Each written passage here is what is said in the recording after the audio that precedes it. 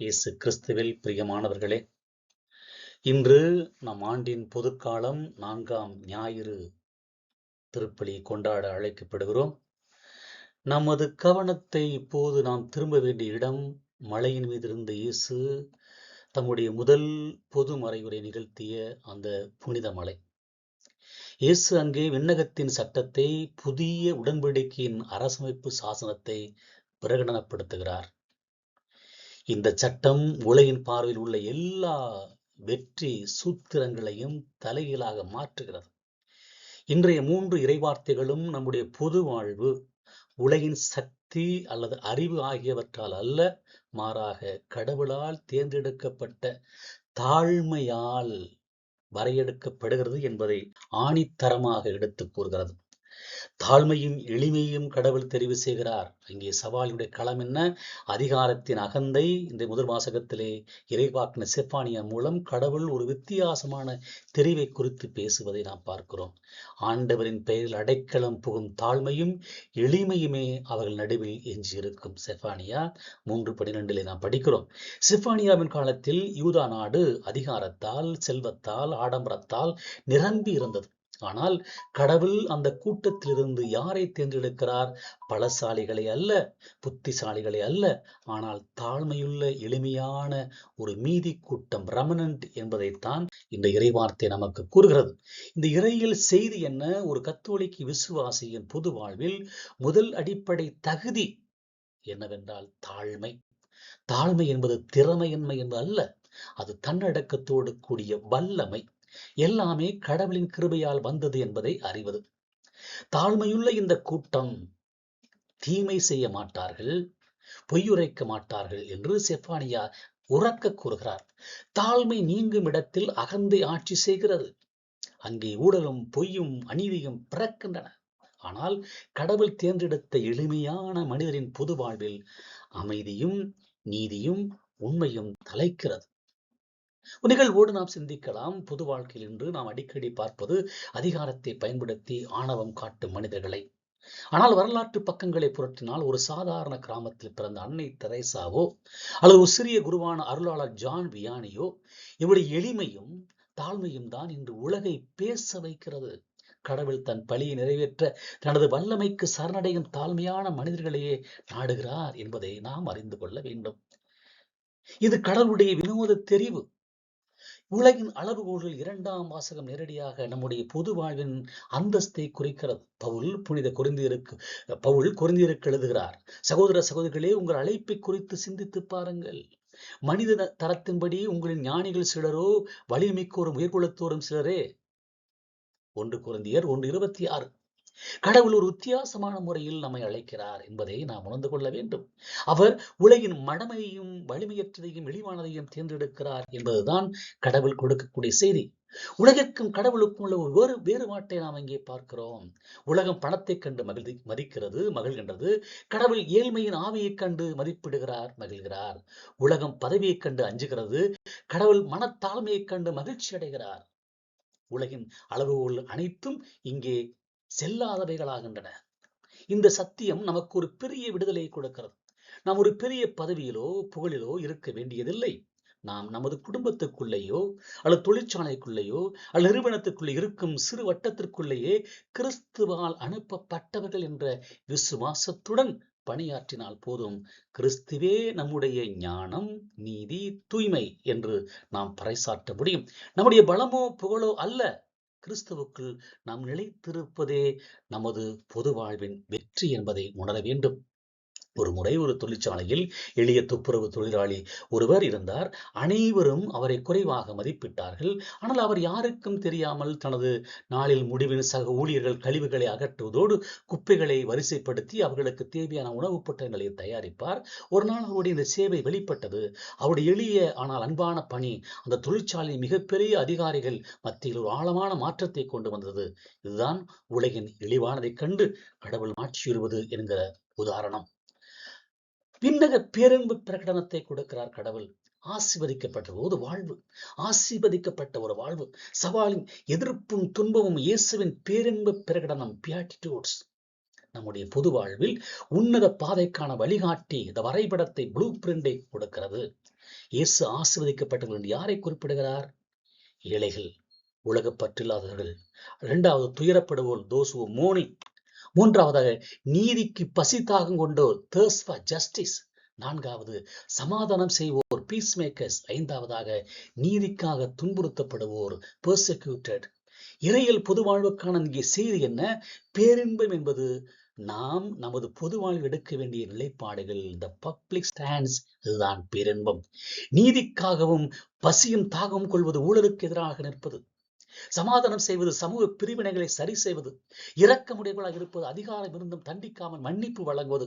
இந்த பேரின்பங்களை நாம் நமது பொது வாழ்வில் வாழும்போது உலகம் நம்மை பலவீனர்களாக அல்லது மடையர்கள் என்று அழைக்கலாம். மேலும் நீதியின் பொருட்டு இகழப்படுகிறோம். ஆனால் இயேசு நமக்கு உறுதியளிக்கிறார், விண்ணுலகில் நமக்கு கைமாறு உண்டு என்று.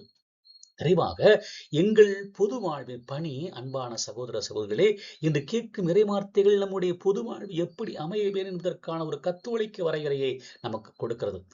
தாழ்மையே நமது முதலீடு, கிறிஸ்துவே நமது ஒரே பெருமை, பேரின்பங்களே நமது வாழ்க்கை நெறி. நம்முடைய ஒவ்வொரு பொது செயலும், நாம் யாருக்கு வாக்களிக்கிறோம், சக பணியாளரிடம் எப்படி பேசுகிறோம், ஒரு ஏழைக்கு எப்படி உதவுகிறோம், இவை அனைத்தும் நீங்கள் ஆசீர்வதிக்கப்பட்டவர்கள் என்ற இயேசுவின் கூற்றுக்கு நாம் கொடுக்கும் சாட்சியாக அமைய வேண்டும். இந்த நற்கருணை பள்ளியில் தாழ்மையின் வடிவான கிறிஸ்துவின் திருவுடலை நாம் உண்கிறோம். அவர் நம்முடைய இதயத்தில் வந்து நம்முடைய பொது வாழ்வில் இருண்ட மூளைகளில் பேரொளியாக பிரகாசிக்க நமக்கு பலமளிக்கட்டும். நாம் உலகின் ஞானத்திற்கு அல்ல, கடவுளின் ஞானத்திற்காக வாழ அழைக்கப்படுகிறோம். அதோடு அன்பார்ந்தவர்களே, மனித உடலுக்கு உணவு மற்றும் நீர் எவ்வளவு இன்றியமையாதோ அதுபோல மனித ஆன்மாவுக்கு இன்றியமாயது நீதி. பசியும் தாகம் என்பது சாதாரண ஆசை அல்ல, அவை உயிரை நிலைநிறுத்தும் அடிப்படை தேவைகள். இந்த உடல் பசியை விட ஆழமானது. ஒரு நித்தியமான இயக்கமே நீதிக்கான பசியும் தாகமாகும். இந்த கருத்தை நாம் ஆழமாக 2 தளங்களில் சிந்திக்கலாம். ஒன்று இறையியல் பார்வையில் நீதிக்கான பசி, மற்றும் உலகியல் காரியங்களில் இந்த ஹரிசாண்டல் டைமென்ஷன் என்ற நிலையில பார்க்கலாம். இறையியல் பார்வை என்றால் கடவுளின் நீதி, the theological justice. நீதிக்காக பசியும் தாகம் கொள்வதன் மூலம் மற்றும் அடிப்படை நோக்கம் கடவுள் நீதியை குறிக்கிறது. இது நமது இரட்சிப்புக்கும் கடவுளின் உள்ள உறவுக்கும் தொடர்புடையது. நீதியை தேடுதல், the searching for righteousness. இங்கு நீதி, righteousness என்பது வெறும் சட்ட ரீதியான நியாயம் அல்ல, மாறாக கடவுளுடன் சரியான உறவில், the right relationship with God இருப்பதை குறிக்கிறது. நீதிக்காக போராடுவது என்பது நீதிக்காக இறைவனை ரைச்சியஸ்னஸ் அல்ல, ரைட் ரிலேஷன்ஷிப் இஸ் இம்பார்ட்டன்ட். எனவே ஒரு நீதிமானுக்கு தனது சொந்த பாவங்கள் மற்றும் குறைபாடுகள் தான் மிகப்பெரிய பசியை தூண்டுகின்றன. நம்முடைய வாழ்க்கையில் கடவுளுடைய விருப்பம் முழுமையாக நிறைவேறவில்லையே என்ற ஏக்கமே அது. கிறிஸ்துவே நம்முடைய நீதி. நாம் நீதிக்காக பசியும் தாகம் கொள்வது என்பது கிறிஸ்துவின் பழியின் மூலம் வரும் மன்னிப்பையும் புனிதமாக்குதலையும் நாளுக்கு நாள் அதிகமாக நாடுவது. நமது தனிப்பட்ட வாழ்க்கையில் கிறிஸ்துவை அதிகமாக அறிந்து கொள்ளவும் அவருடைய கட்டளைகளுக்கு முழுமையாக கீழ்ப்படியவும் நம்மை தூண்டுகின்ற இயக்கமே அந்த நீதி. கடவுளின் நீதிக்காக நாம் பசியும் தாகமும் கொள்ளும் போது அவர்கள் நிறைவு பெறுவர். நிறைவு என்பது புனிதப்படுத்தலின் திருவருள், சாங்டிஃபையிங் கிரேஸ், மற்றும் விண்ணகத்தின் உன்னதமான பேரின்பத்தால் நிறைவு பெறுவதையே இது குறிக்கிறது என்பதை நாம் உணர்ந்து கொள்ள வேண்டும். உலகின் பாவத்தை பார்த்து அழுதல், நீதிக்கான பசி என்பது நம்முடைய தனிப்பட்ட வாழ்க்கையோடு நின்றுவிடக் கூடாது. உலகில் பரவியுள்ள அநீதியை கண்டு ஆழ்ந்த ஆன்மீக துயரம் கொள்வது. புனிதர்கள் வாழ்க்கை வரலாற்றை பார்க்கிற போது சமூகத்தில் நடக்கும் அநீதிகளை பார்த்து அவர்கள் தனிப்பட்ட விதத்தில் துயரப்பட்டதை காட்டுகிறது. உலகின் பாவத்தின் விளைவுகளை உணர்ந்து அதற்கான கடவுள் நீதியை வேண்டி மன்றாடியதை நாம் பார்க்க முடிகிறது. சமூக நீதி, அதாவது ஜோசியல் ஜஸ்டிஸ், நீதிக்காக பசியும் தாகம் கொள்வது. 2ஆம் தளம் என்ன? இந்த உலகில் சமூக நீதியை நிலைநாட்டுவதாகும். இது கிறிஸ்துவை பின்பற்றுவர்களினுடைய கட்டாய பொது வாழ்வு கடமை. அநீதிக்கு எதிராக குரல் எழுப்புவதா, ஸ்பீக்கிங் அகேன்ஸ்ட் ஜஸ்டிஸ், மிக மிக முக்கியம். பசியும் தாகம் கொண்ட ஒரு நபர் அமைதியாக இருக்க முடியாது.